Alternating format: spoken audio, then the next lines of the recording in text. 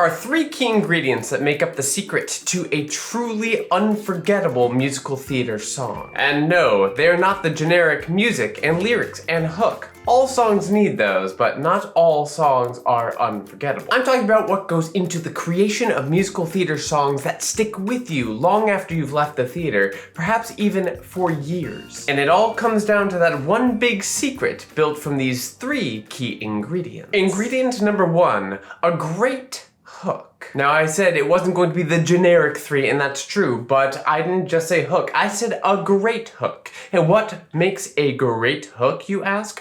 Such a good question. First and foremost, let's go to the obvious one. That hook needs to be catchy. When we talk about hooks in pop songs, we are often talking about something that needs to be an earworm of some variety, so that the listener takes it away with them, sings it into the world, and needs to return to that song over and over and over again. In terms of musical theater songs, yes, we want that hook to be catchy, but that hook has to do a lot more work than just catch our ear. But if you want that song to be hummable by audience members on the way out, Catchy is a great place to start. The second piece of that, however, is that it needs to be unique to the world of the show and to the character or characters singing that hook. It's not enough to just put generic words and generic notes that don't really mean anything into the hook of your song, because then it's not actually going to end up feeling or being catchy. Specificity is your friend. Another important aspect of the great hook that people don't really consider very much is that it needs to say a lot more than it seems like it's saying at first glance. I know, that sounds so vague. Michael, what do you mean more than what it's saying? What is that? Well, there's what it says on the surface, what it seems to say, what the music seems to indicate, but then there's always layers underneath all of that. What are the secondary meanings? What does it mean specifically to this character in this moment? Additionally, a great hook provides some sort of depth. And what I mean by depth is that it has to ring with the audience in a way that they understand something far beyond, far deeper than just the words and the notes of the hook. But again, that feels a little bit vague, so let's dive into a couple examples as we look at what make great unforgettable musical theater songs throughout these three ingredients. Now, as I say the titles for all these songs, you're going to be able to recall their hooks immediately, and that also says something about how great they are as hooks. The first one I'm going to bring up here is Defying Gravity. We can all recall that hook right off the top of your head, but just so we are all in the same key, it's time to try defying gravity. Da da da da, defying gravity. And then we're gonna do it again. That second time around, it goes up. Da da da da, defying gravity. So we get it twice, and it makes sense to the moment, and we'll talk more about that in a second, but it's catchy. We know it. We hear Defying Gravity, we can sing Defying Gravity. That's a good hook. Now let's go through these points. Does it have uniqueness to the world and to the character? Yeah, in this moment, Elphaba is going to try literally flying. That's pretty unique to her as a character and also to this moment as well. Now for those other points, does it say more than it seems to be saying? Does it have more depth to it? The answer is clearly yes.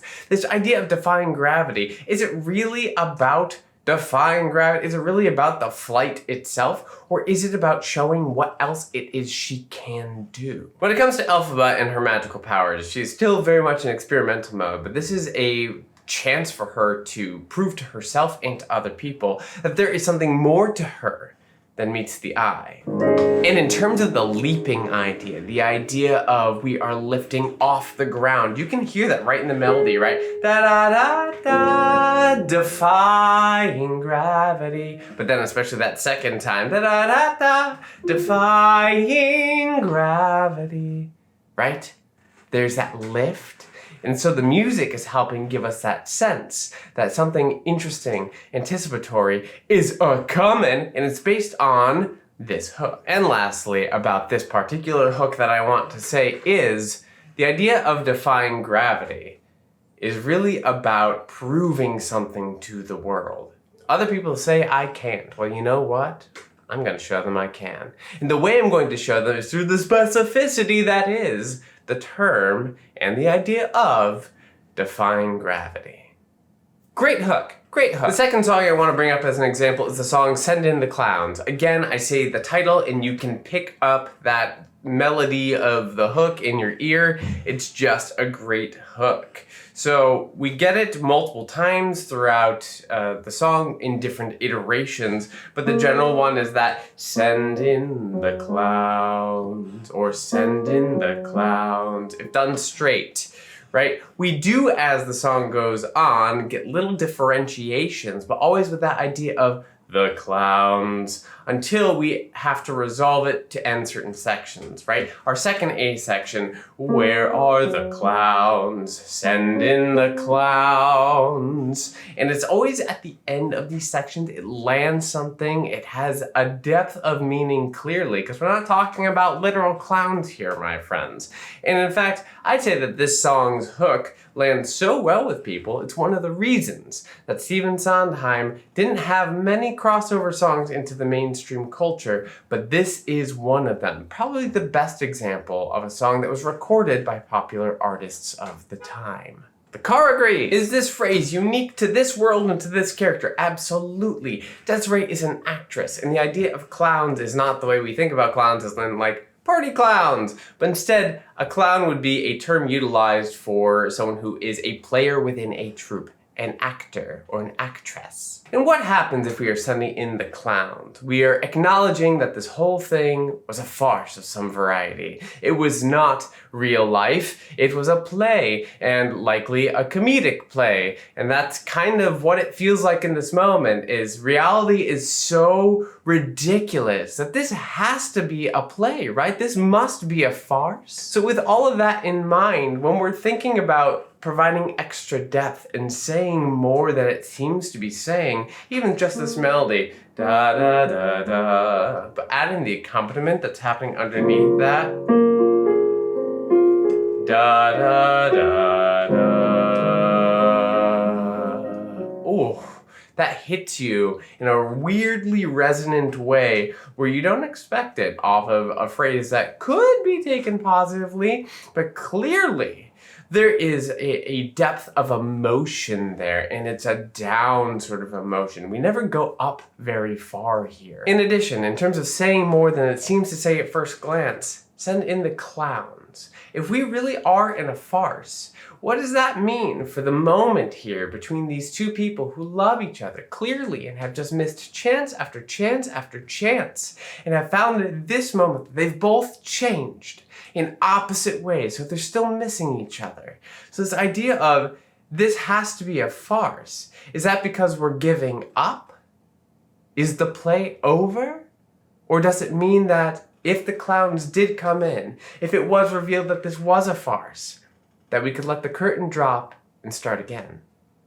It's good. The next song I'm gonna bring up is Everything's Coming Up Roses. Just to go back to the classic canon for a moment. Everything's Coming Up Roses. You hear that? Again, you can recall that hook. No question. Is it specific to the character in the moment? You betcha. First of all, Everything's Coming Up Roses, and this is Mama Rose. That's not a coincidence. In addition, musically speaking, we get this weird kind of slowed down hemiola effect. Most of the song is in cut time, but then we get to this 3-2 moment for the Everything's Coming Up Roses. And that just feels like it's like, whoa, it jostles your brain in this big and beautiful way because it feels showy, feels larger than life. And who is larger than life? Mama Rose. In terms of saying more than it seems to say at first glance, by saying that everything is coming up roses, it seems to say that everything's coming up in beauty and sweetness. It's going to look pretty and smell pretty. But also, isn't this saying that she is going to be the one? She's going to be the one who takes over? This is going to be about her and she's finally going to get her moment? Yeah. Yes, it is. And then in terms of providing depth, I think the main thing here is we have a character who is so wrapped up in herself and yet clings to the positive, right? She's a go-getter. She goes and she gets things done. I'm not saying she's a positive person, but she clings to the positive, to the dreams, and that's how she's gonna make it happen. Even if we understand that perhaps she's a little desperate. In this moment, it's that one. She's absolutely desperate. And you can kind of hear that in the choices of chords. Honey, everything's coming up roses. It does not necessarily sound all bright and chipper, even though we get kind of a delightful, chipper, boom chick feel on the rest of the melody. And the last example I want to bring up for today, before we move on to the second key ingredient, is the song Beauty and the Beast. I just say those words and you can hear that Beauty and the Beast. But also, something smart here, in addition to the fact that it is a beautiful and catchy melody, it is the title of the song and also the entire story, the film, the stage musical, whichever version you're doing. But that motif of the hook is built right into the major motif instrumentally. Right? And then we get that again. Ah, gorgeous, gorgeous. So our ear is primed for it. By the time we get it, it feels just so satisfying. Is it specific to the characters and the place? I mean, yes. Belle, Beast. Beauty, Beast. Very specific. Does it say more than it seems to at first glance? Yeah, we're making a commentary on the ideas of beauty and the ideas of beast. What does it actually mean? Is he a beast as a person? I was gonna say human, but clearly he's not human. But is he a beast as a person? Is she beautiful inside and out? Are there any beast-like qualities to her? Is he beautiful, right? We're kind of pondering all of this because these two people who should not by any means of their circumstance be coming together in this way, they are. So we have to question everything. And I think you hear that even in the hook as it comes around when we finally get to it. After that, both a little scared, neither one prepared, Beauty and the Beast. Right? Kind of feels like we're questioning and also coming to a conclusion at the same time. But by the time we wrap around to the final time, it's like, oh, tale as old as time, song as old as rhyme. These two things aren't opposites. They're actually supposed to come together. Ah, it's so beautiful. Key ingredient number one, let's talk about number two. A catchy melody.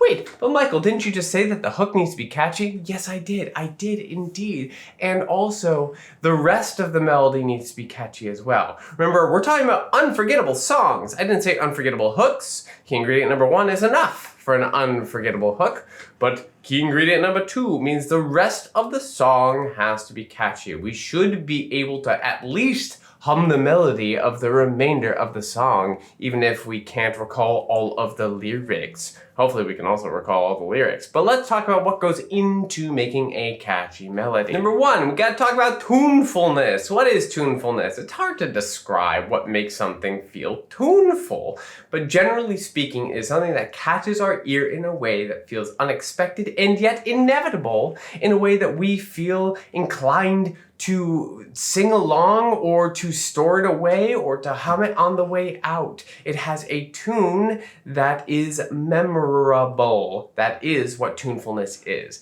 Very famously, just sticking with Beauty and the Beast for a moment, Alan Menken is someone who will not move forward with a song until he finds a melody that he thinks is truly tuneful. And I think it comes through not only in all of his work, but particularly in the song Beauty and the Beast. When you hear that, tale as old as time, true as it can be, we all remember this. It sticks with you. Barely even friends, then somebody bends unexpectedly.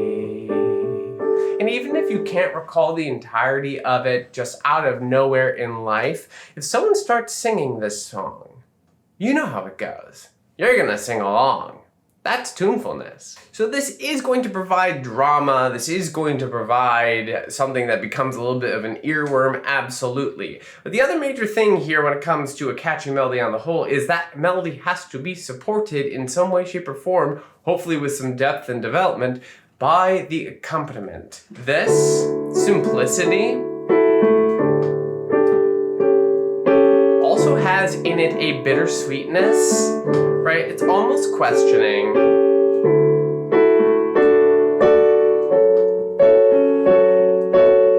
A lot of minor to major feel. And a lot of resolutions. But it's not a crunchy dissonance. It's a small amount of dissonance, and we're going to resolve constantly in slight tension with a resolution throughout the entire thing, perfectly supporting that melody, right? Barely even friends, then somebody bends. Oh, that major lift feels so good, especially with the descending line. Unexpectedly. And the fact it's on the resolution that the melody comes in, just a little change. Now, the other thing that goes into the accompaniment that can make it really pop is anything that is an internal melody in the instrumentation. And in this particular song, we get this beautiful call and response, right? Tale as old as time. It's an oboe in this score. I don't know if it really is an oboe, always, but true as it can be.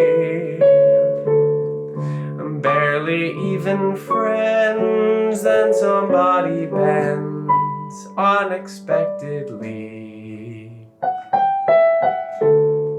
Ah, right? You get that interplay between what the voice is doing and what the instrumentation is doing, and it just makes it pop. Working in reverse order on this one, we have Everything's Coming Up Roses. What is the rest of this melody? First of all, this melody is so catchy. I've known it forever, and it never leaves you. It just, you'll be swell, you'll be great, gonna have the whole world on a plate, starting here, starting now, honey, everything's coming up roses. It's just so good. It's really well done. That melody alone feels showy, feels big, it's doing so much work, but then you gotta throw in that accompaniment. You'll be swell, you'll be great, gonna have the whole world on a plate, starting here, starting now, honey, everything's coming up roses. Oh, it's so good. What makes that so good? Is it the fact that we get a lot of chromatics and crunch, but it all feels so positive and major with the boom chick feel? Yes. Is it also the fact that we have strong dissonance in here and it always is resolving? Yes. Is it the fact that we are constantly moving through a chord progression, not sure exactly where we're gonna land, but knowing that there is a landing place to come? Yes. It's all of it. It all supports it so well.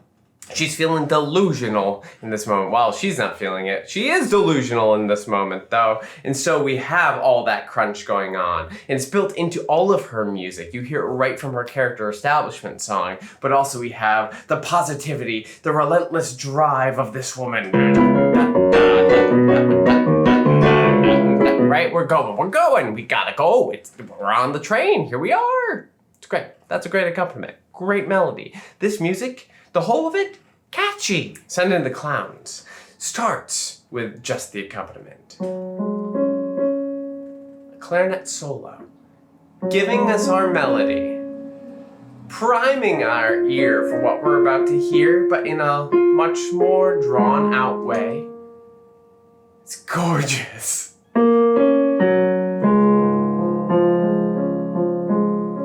Isn't it rich?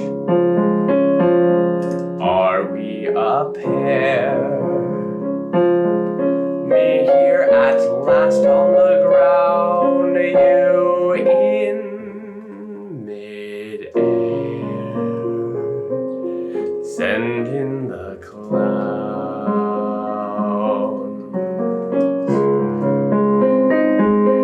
Isn't it bliss? Don't you approve? One who keeps tearing around, one who can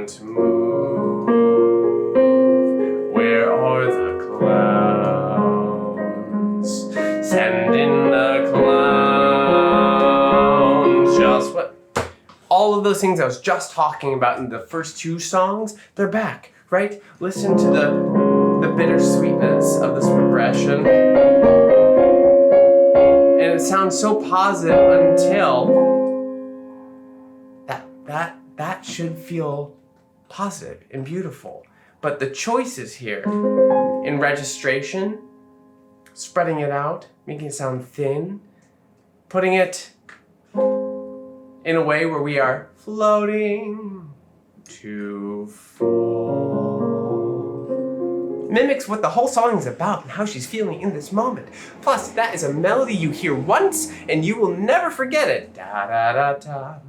Da da da da, ya da da da da da da da, ya da da da da da. It's so beautiful, so well supported, and you hear all of those beautiful counter melodies in there as well. Again, call and response, isn't it bliss? And even in this hemiola feel, right?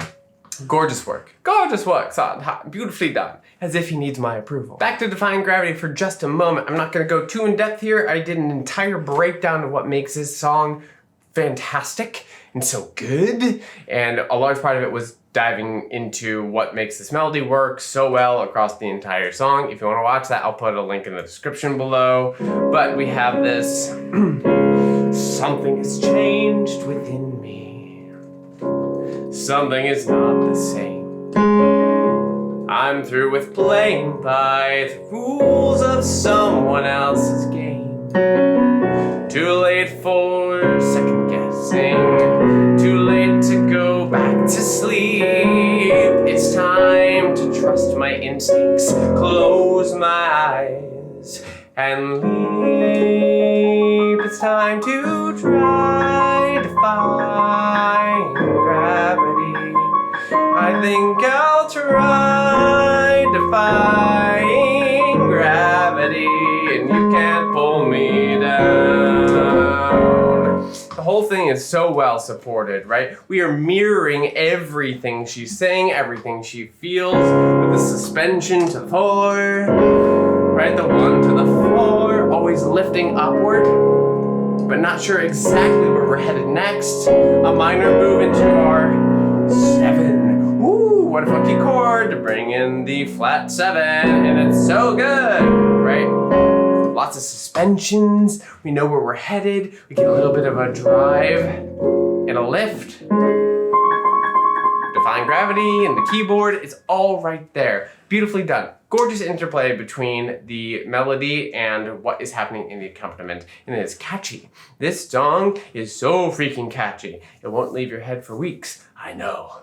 I've been there. But that's not enough. We need number 3 on the list, third key ingredient, and that is a satisfying story. To make a satisfying story, the journey of the characters, or the movement, the journey of the plot in this moment has to somehow resonate with truth, with a universal truth of some variety. That is not only compelling and engaging, but it makes it easy for people to connect to it and bring them into the story itself. There has to be truth in the story. This is one of those moments where we want to empathize. Well, I mean, any song in musical theater is where we want to be empathizing to some degree, because we want to be brought into the story. We want to understand what these characters are doing. But in order for it to be truly unforgettable, we do need to be able to see ourselves in these people's positions. Even if we don't agree with what they're doing in the moment, we have to have that empathy built directly in. Another part of what makes the story satisfying is that the music and the words work together completely in a beautiful way, a synchronicity, if you will, in order to pull us through the story, provide the character changes, the development, the growth, whatever it is. The music and the lyrics have to be in complete sync if a song is going to be unforgettable. If they are off in any way, shape, or form, it still could be a good song, but it's not gonna be unforgettable. And then the last bit, and this is the hardest bit, doing a whole different video on this. The complexity of the craft needs to be there. A lot of deep, deep work goes into these songs, but in a way where we don't see that craft. We don't get called to it to analyze in the moment. Instead, we are lost inside the story, inside our empathy of the moment because of how complex the craft was behind putting the song together. That's a whole different piece, and we'll talk about it sometime. Not today, though. So, looking at our examples again, we have Defying Gravity. Does that resonate with truth? Yeah. We all have moments in our lives where we've been cast out as some sort of outsider from a group, a singular individual, because of something about us that we see as a positive, but other people don't. And then come to that decision of, am I going to embrace it or not? And that's what this moment is the embracer of that thing. Whether you're someone who's ever embraced that thing or not doesn't matter. We all get to empathize with the moment itself. And when she makes a decision to embrace and to lift off, it is a joyous moment for all of us. Whether you've been there before or not, we've all come to the decision before.